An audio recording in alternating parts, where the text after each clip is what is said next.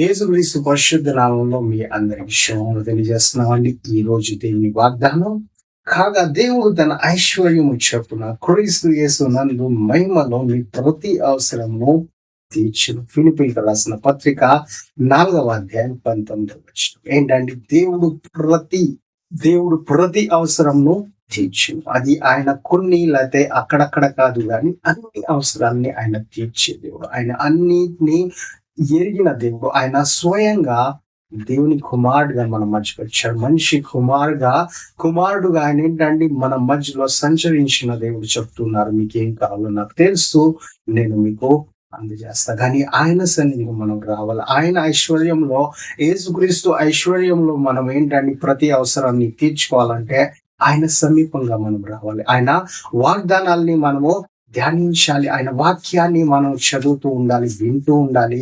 అది ఒకసారి చదివి వదిలిపెడతాం కాదు, కానీ ప్రతిరోజు ధ్యానిస్తూ ఉండాలండి. ఎందుకంటే ఆయన ప్రతి అవసరము తీర్చుకోవాలి. దేవుడు మిమ్మల్ని అందరినీ దీవించును గాక. ఆమేన్.